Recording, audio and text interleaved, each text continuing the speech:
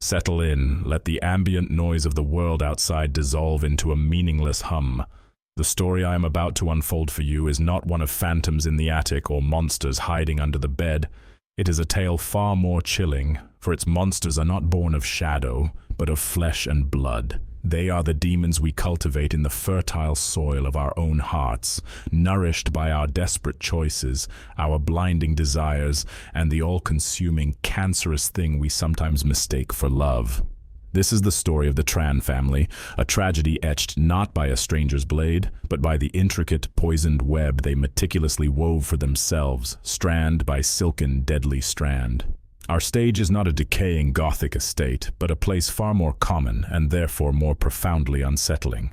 A pristine, two-story home with a perfectly manicured lawn in the sprawling suburban labyrinth of Orange County, California. Specifically, Little Saigon. This was a pocket of America where the ghosts of a lost homeland lingered in the air, mingling with the scent of simmering pho and the exhaust fumes of new Mercedes-Benzes. It was a community built on the bedrock of resilience, where the American dream was pursued with the ferocious tenacity of those who had already lost one world and were hell-bent on conquering another. In this enclave, reputation was not merely a matter of pride, it was currency. Family honor was the gold standard, the foundation upon which every business deal, every marriage, every social interaction was built. It was in this gilded cage that two sisters, Diane and Vivian Tran, lived, and standing between them, a colossus of charm and ambition, was one man, Kevin Ha. To the uninitiated eye, and most especially to the naive, adoring gaze of young Vivian, Kevin was the sun around which their small family galaxy dutifully revolved. As Diane's husband and Vivian's brother-in-law, he was the walking, talking embodiment of success. He possessed a matinee idol handsomeness with a smile that could disarm creditors and a deep, confident baritone that radiated authority. He was a burgeoning real estate developer, a man who saw dusty, forgotten lots and envisioned thriving strip malls and gated communities. His name carried weight at the community associations and the weekend banquets. Vivian saw him as a pillar, a monument to masculine capability, a protector. She was young, and youth is a veil. She was blissfully, tragically blind to the specific quality of the gaze he reserved only for her. It was not the fond, avuncular look of a brother. It was a hungry, possessive stare, a greedy, covetous appraisal. It was the look of a wolf admiring a lamb, not for its innocence, but for the tenderness of its flesh. The year was 1984. The Southern California air was thick with the cloying sweetness of jasmine and the promise of a long, hot summer. It was Kevin who proposed the road trip, his voice laced with an unusual, insistent charm. A quick getaway to Las Vegas. Just him, his wife Diane, and his young sister-in-law Vivian. A family excursion to escape the heat. Diane, ever trusting, ever eager to believe in the perfection of her life, thought it a wonderful, spontaneous idea. But for Vivian, a small, cold bird of unease began to flutter in the cage of her ribs. She had noticed his eyes on her more and more lately, a look that lingered a beat too long when she bent to pick something up, a hand on her shoulder that felt less like a familial gesture and more like a claim. But to refuse the trip would be seen as petulant, an ungrateful slight to the man who was the family's generous benefactor. So she packed a bag, pushing the unease down into the dark, quiet place where young women learn to store their inconvenient instincts. She agreed. The drive east on Interstate 15, across the scorched, desolate expanse of the Mojave Desert, was an exercise in simmering, unspoken tension. The air conditioning of the Lincoln Town Car, a symbol of Kevin's success, waged a losing battle against the oppressive, shimmering heat outside. Kevin drove, his knuckles white on the supple leather of the steering wheel, his dark eyes constantly, restlessly flicking to Vivian in the rearview mirror. He began to talk, his voice a smooth, dangerous purr against the drone of the tires on asphalt. He pontificated on the nature of women, on beauty, on value. "Without beauty," he declared, his gaze finding hers in the mirror, "a woman is just scenery, forgettable." The words were presented as a philosophical musing, a general observation, but they landed on Vivian with the focused, painful precision of a dart. In that moment, she felt his gaze not as admiration, but as a cold, clinical assessment. a butcher appraising a cut of meat. Las Vegas was a violent assault on the senses, a garish, glittering oasis of manufactured joy built on a foundation of palpable desperation. It was a city of neon promises and empty pockets, the perfect soulless backdrop for the intimate ugliness that was about to metastasize. In their opulent, impersonal hotel suite, high above the chaotic river of light on the Strip, the tension that had been a low hum in the car became a shrieking, high-frequency siren in Vivian's ears. That night, after Diane had retired to the bedroom, exhausted and happy from a winning streak at the blackjack tables, the fragile pretense of family harmony shattered into a million irreparable pieces. Kevin found Vivian in the dimly lit sitting area. She was staring out the panoramic window, feeling small and anonymous against the sheer scale of the city's frantic energy. He did not approach her with his usual practiced charm. He moved with a raw, predatory urgency that froze the blood in her veins. He cornered her against the cold glass, his body blocking her only escape. He grabbed her arm, and his grip was not gentle, it was like iron. "Do you love me?" he whispered, his voice thick, his breath hot and carrying the sour tang of whiskey. The question was so grotesquely absurd, so profoundly violating that her body reacted before her mind could. Her response was pure, unthinking instinct. Her hand flew up, and the sharp, shocking crack of her palm against his perfectly chiseled cheekbone echoed in the vast, silent room. For a terrifying second, there was only the sound of his ragged, angry breathing. He stared at her, a flicker of genuine shock in his eyes before his expression hardened into something cold and terrifying. He released her and stormed out of the sitting area without another word. Vivian, trembling and nauseous, believed the horror was over. She stumbled into her own adjoining room and locked the door, her heart hammering against her ribs like a trapped bird. But sleep was a distant, peaceful country she could no longer visit. Sometime in the suffocating pre-dawn stillness, she must have finally drifted into an exhausted, shallow doze, because she awoke to a pressure on the bed, a heavy weight that was not her own. A hand, rough and decisive, clamped over her mouth, stifling the scream that died in her throat. It was Kevin. What happened next was not an act of lust or passion. It was a methodical act of conquest, a brutal, soul-crushing violation designed to break her, to own her. It was an assertion of power that left Vivian feeling not just physically broken, but spiritually annihilated.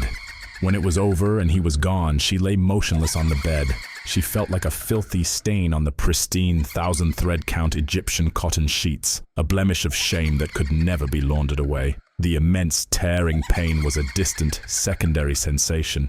The primary reality was the humiliation, a shame so profound, so absolute, it felt as if it had fundamentally rewritten her cellular structure. She had been stolen from herself, her very essence plundered and despoiled. The long, silent drive back to California was a suffocating nightmare. Kevin was a statue behind the wheel, his face an unreadable mask of stone. Diane, oblivious, chattered happily about her winnings and the shows they had seen. Vivian sat huddled in the back seat, a ghost in her own skin, the vibrant sun-drenched world outside the window reduced to a meaningless, out-of-focus blur.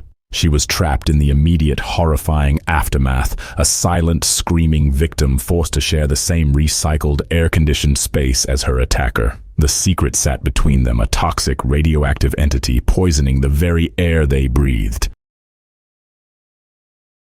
Back in the suffocating normalcy of their suburban life, the true psychological horror began to unfold. Kevin, it soon became clear, was not merely a predator. He was a maestro of manipulation, a virtuoso of psychological warfare. His initial stony silence was born not of remorse, but of pure, craven fear. He was terrified she would go to the police. Terrified that the single explosive word rape would detonate the carefully constructed, immaculate facade of his life. So he began to stalk her, but his stalking was not one of menace and overt threats. It was a terrifyingly brilliant performance of abject, soul-bearing remorse. He started waiting for her. Every morning his Lincoln would be parked a block away from the small, unassuming accounting firm where she worked as a bookkeeper. He wouldn't get out. He wouldn't approach. He would just sit there watching her walk from her car to the office building, his posture that of a penitent sinner keeping a silent, mournful vigil at the gates of heaven. It was unnerving, a constant silent pressure on her already fractured psyche. Then the grand gestures began. They were calculated to break down her defenses, to rewrite the narrative of his violence into one of tragic, uncontrollable love. One afternoon, a sudden torrential El Niño rainstorm swept through Orange County, turning the streets into churning brown rivers. Weeks before, Vivian had mentioned in passing in a moment of casual conversation that she coveted a specific, absurdly expensive Japanese hairstyling tool that was nearly impossible to find in the States.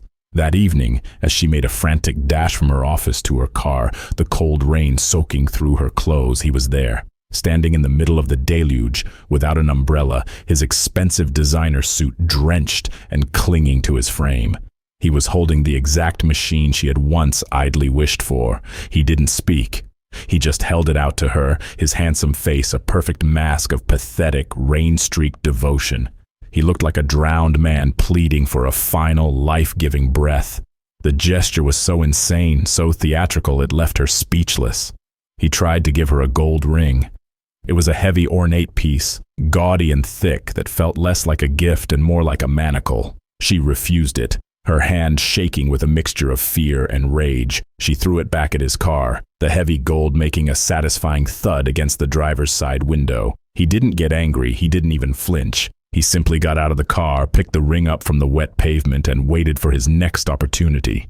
His pursuit was a relentless, suffocating siege. He called her, his voice a broken whisper, swearing he loved her, that the assault was a moment of terrifying, inexcusable madness born from a love so powerful, so overwhelming that he couldn't control it. He would ambush her in empty, echoing parking garages after work, falling to his knees on the cold concrete, tears streaming down his face as he begged for her forgiveness. He swore he would die 10 times over, 100 times over, if she would just accept him, if she would just let him prove his true feelings. It was a campaign of emotional attrition disguised as romantic penance. To demonstrate the depths of his supposed commitment, he did something that sent shockwaves through their family. He resigned from his prestigious, high-paying job. The official story, the one he fed to Diane and the community, was that he was leaving to start his own, more ambitious real estate venture.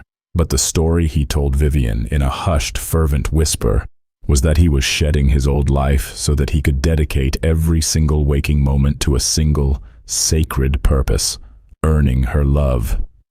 He was casting himself as the tragic, romantic hero in a story in which he had been the undisputed, monstrous villain. Vivian was living in a private, soundproof hell. The trauma was devouring her from the inside out. The pounds melted away from her already slender frame as if her body were consuming itself in its distress. She looked gaunt, haunted. Sleep became a forgotten country, a paradise she was permanently exiled from. In the long, lonely hours of the night, the assault replayed itself on a sickening, endless loop. The feel of the hotel sheets, the weight of his body, the smell of whiskey on his breath. She lived with a profound, gnawing sense of guilt and shame that was a constant, bitter taste in her mouth. She felt like a thief who had stolen her own honor, her own future. She desperately wanted revenge. She fantasized about it. She imagined his face as the police led him away in handcuffs. She imagined his perfect life crumbling to dust. But the thought of the consequences paralyzed her with a new, colder fear.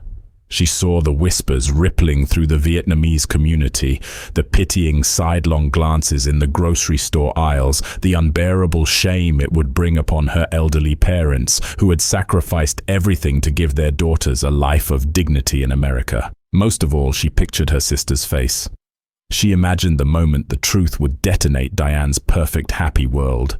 The societal stigma, the public dissection of her violation felt like a second assault, a public execution of what little pride she had managed to salvage. So she made a choice. The choice of a million silent victims before her. She swallowed her humiliation. She swallowed her tears. She chose silence. And into that cavernous, echoing silence, Kevin's voice was the only sound. His constant, desperate, theatrical performance of love and remorse began to erode her resolve.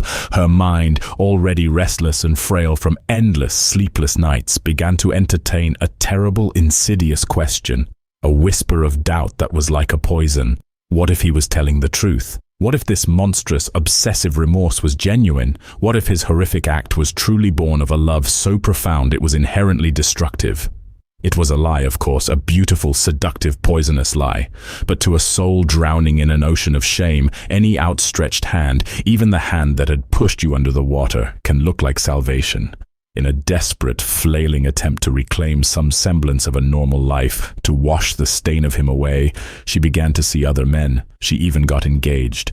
Her fiancé, Michael, was a pharmacist, a kind, gentle, unassuming man with a quiet smile and steady hands.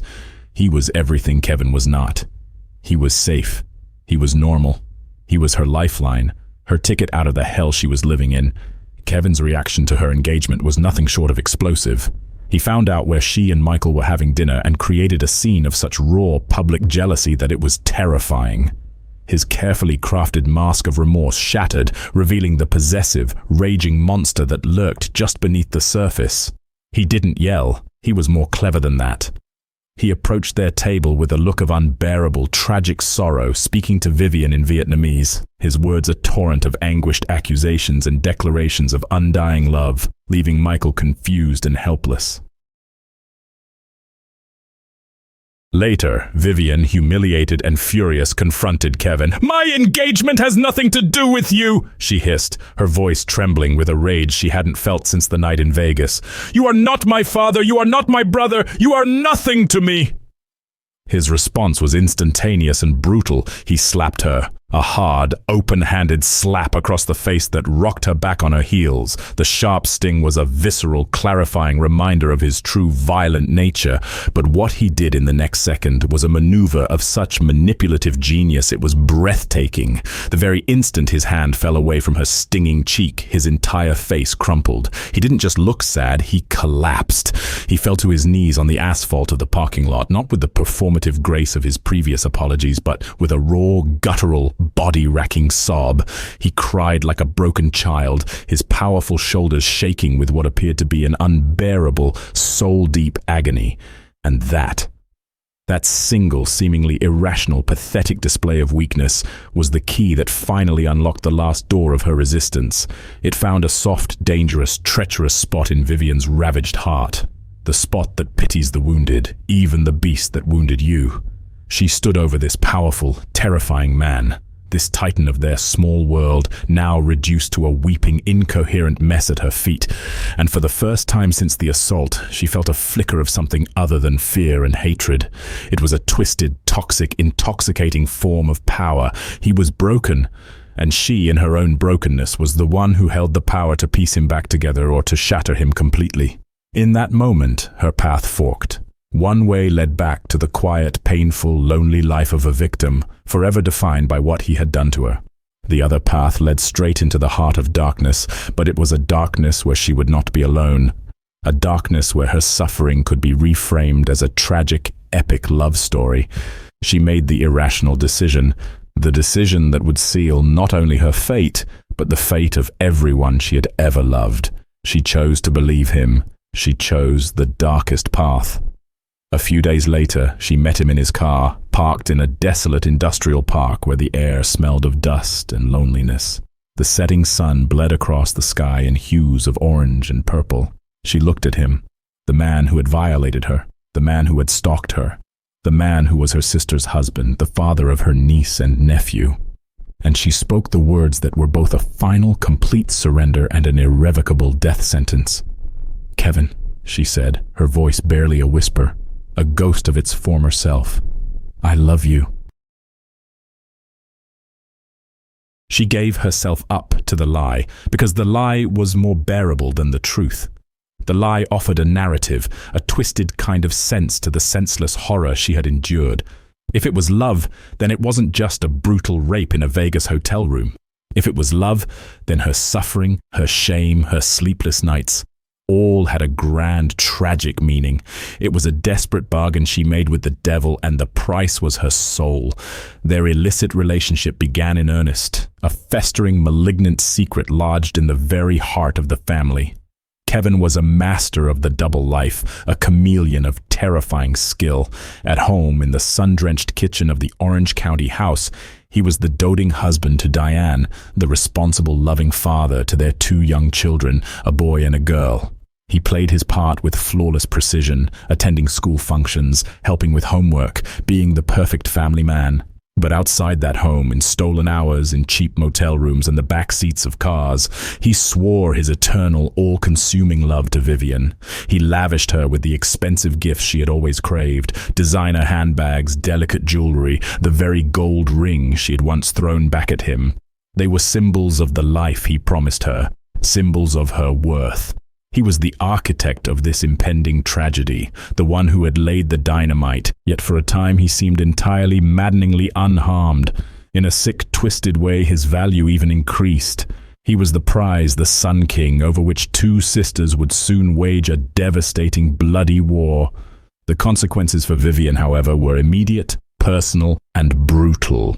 Their secret affair, fueled by her desperate, pathological need to believe in this love and his possessive, smothering obsession, was reckless and frequent. The inevitable happened. Within a span of 4 years, Vivian found herself pregnant 6 times, and 6 times Kevin, his charm evaporating into cold, pragmatic fear at the thought of bigamy charges and the irrefutable, life-altering evidence of a child, forced her to have an abortion. Each procedure was a fresh trauma, a new layer of hell peeled back to reveal an even more agonizing one beneath. She would drive herself to cold, anonymous clinics in unfamiliar neighborhoods, filling out the forms with a fake name, her hands shaking. She would lie on the sterile table, staring at the water-stained ceiling tiles, feeling the life being scraped out of her, each time a piece of her own humanity going with it. The physical pain, the cramping, and the bleeding was immense, but it was the emotional agony that was a slow-acting cancer, metastasizing through her soul. The sleepless nights returned, now filled not only with the memory of her assault, but with the tiny, accusing ghosts of her 6 unborn children.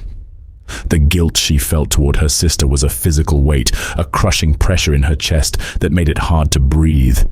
She felt like she was sinking into a deep, dark, silent abyss, and the only hand holding hers belonged to the very man who was methodically, relentlessly pushing her down. A secret of this magnitude, this toxicity, cannot be contained forever.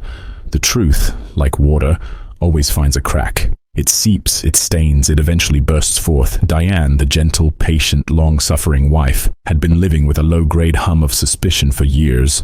Rumors of Kevin's infidelities were a constant background noise in their social circle, whispers at dinner parties and knowing looks exchanged over mahjong tables. But she had always chosen to dismiss them. She trusted her husband. More importantly, she trusted the sanctity of her family, the institution of her marriage. To acknowledge the rumors would be to acknowledge a crack in her perfect life, and she could not bear that. Her marriage was her entire identity. She had no career, no income of her own. Her universe consisted of her husband and her 2 beautiful children. To lose him would be to cease to exist.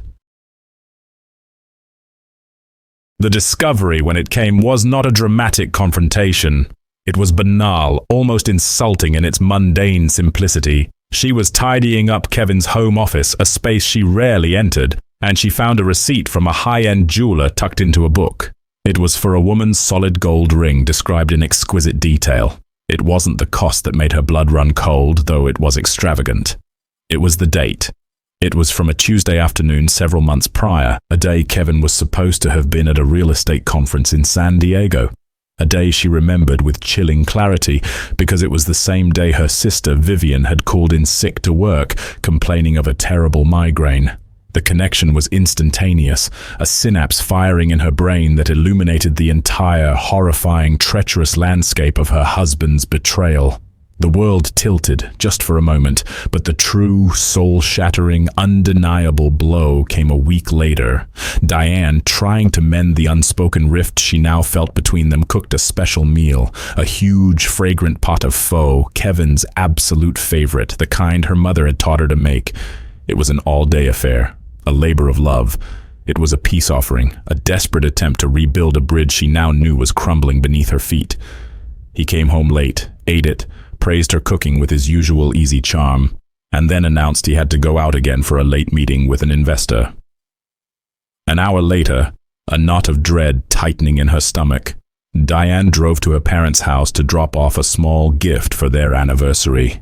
And there it was, parked in the driveway, Kevin's Lincoln. Her heart hammered against her ribs as she walked through the unlocked front door.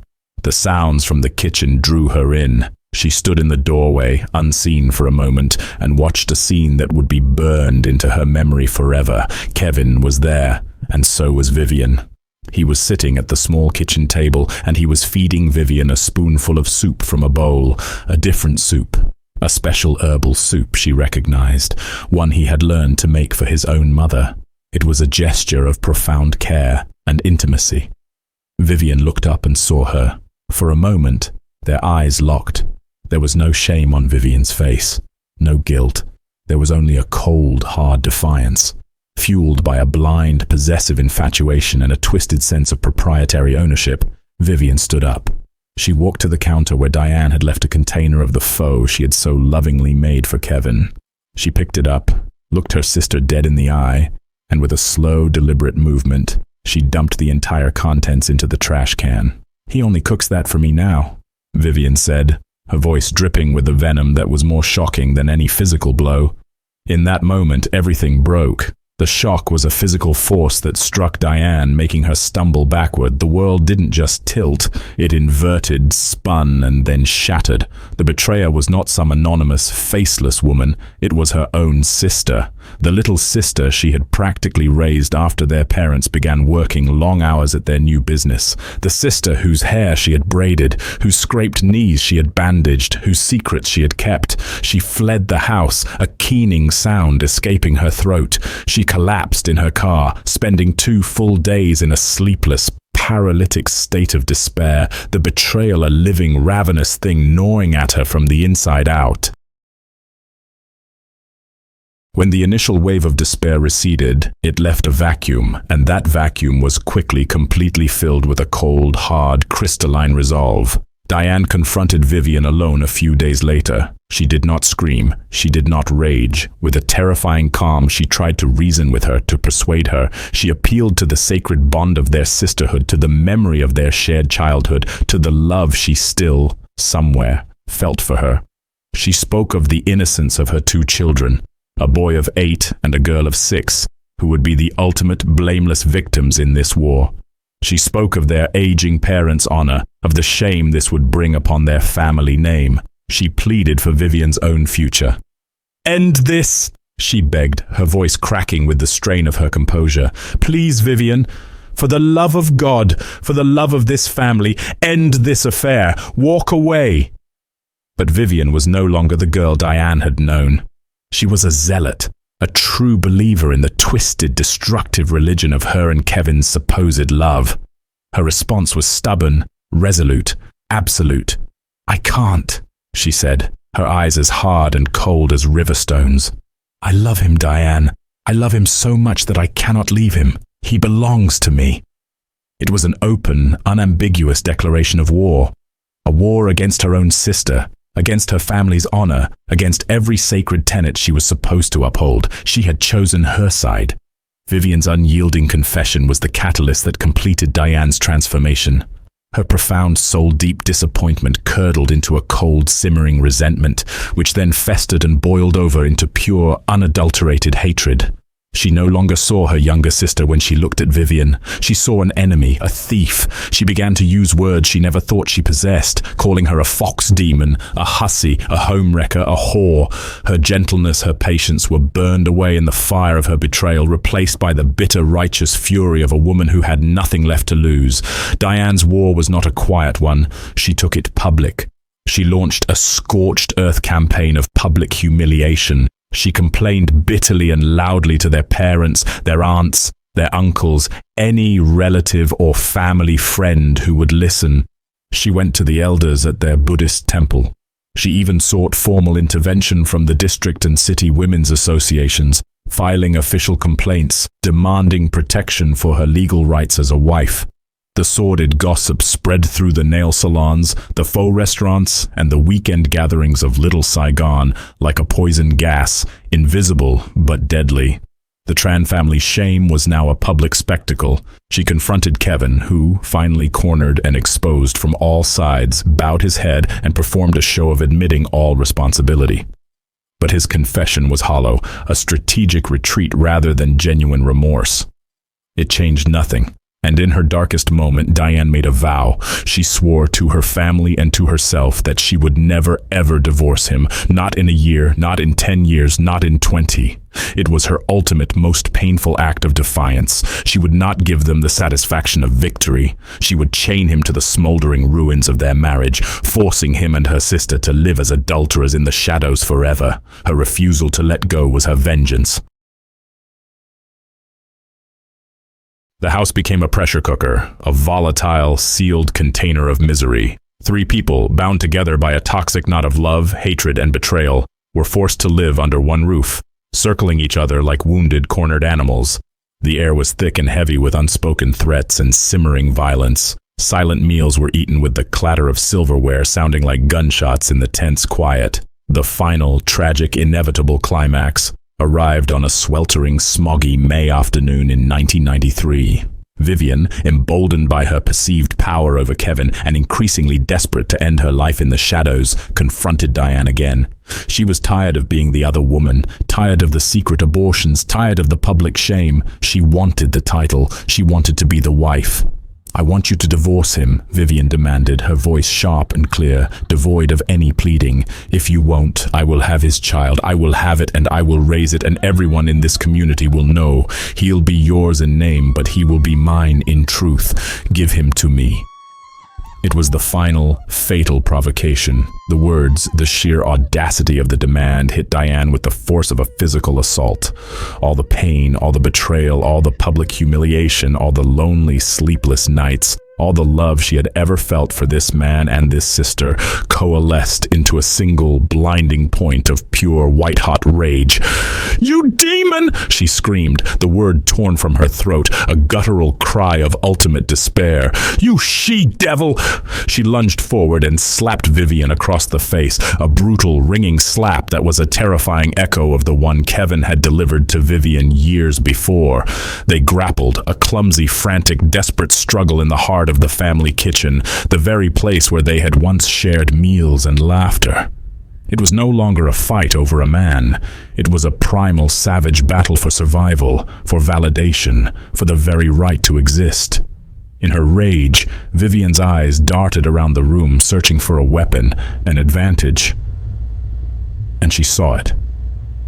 A large, heavy chef's knife, its blade gleaming under the fluorescent lights left on the butcher block from lunch preparation.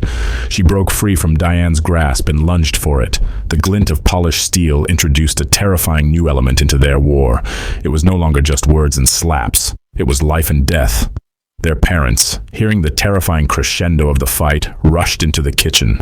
Their father, a man broken by the conflict, grabbed at Vivian, trying to wrench the knife from her hand. In the chaotic, frantic scuffle, Vivian's hand was knocked hard against the edge of the counter. The knife clattered to the linoleum floor. There was a moment. A single, critical, heart-stopping moment of suspended animation, a frozen tableau of the tragedy. The knife lay on the floor between them. Vivian was momentarily disarmed, caught in her father's desperate grip. Diane, her eyes wide not with fear but with a terrifying, absolute clarity, saw her chance. All the persuasion, all the shame, all the hatred, all the desperation of the past 9 years funneled down into this one single, irreversible action. She lunged for the fallen weapon. She picked up the knife. She looked at her sister, the girl whose hair she had braided, the girl who had stolen her life, and without a second thought, with the full, crushing weight of her shattered heart and her annihilated life, she drove the blade deep into Vivian's chest. The act was swift, brutal, and utterly final. Vivian gasped, a wet, choking sound. A look of pure, uncomprehending shock spread across her face. Her hands flew to the handle of the knife buried in her body. As if to pull it out, she collapsed to the floor like a puppet whose strings had been cut, a broken doll in a widening, shockingly vibrant pool of crimson. A profound, deafening silence descended upon the kitchen, a silence so total it felt like the end of the world. It was broken a moment later by their mother's horrified, soul-tearing scream. The aftermath was a desolate, barren wasteland. The tragedy did not end with Vivian's last breath. It merely entered its final, agonizing chapter. Diane, the once gentle wife and mother, was now a killer. Her life reduced to the cold calculus of the legal system, ultimately sentenced to prison. And Kevin Ha, the catalyst, the main cause of this tragedy, the man at the center of the storm, became a ghost. He was legally free, but he was a pariah, an outcast. The community that had once admired him now looked at him with open revulsion.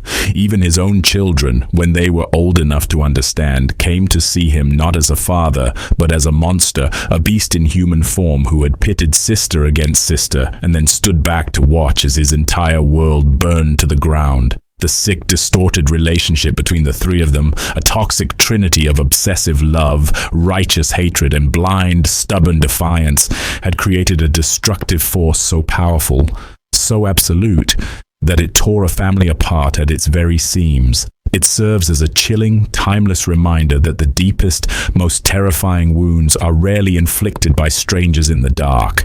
They are inflicted by those we love, under the bright, unforgiving light of our own homes. Even the sacred biological bond between two sisters, a bond forged in the womb and nurtured through the shared joys and sorrows of childhood, was not enough to prevent this. It was simply more fuel for the fire, a fire they all helped to build. And in the cold, gray ashes, there was no victory, no prize, no winner. There was only the cold, hard, inescapable truth of a love that was, in reality, nothing more than a beautiful, seductive name for utter and complete destruction.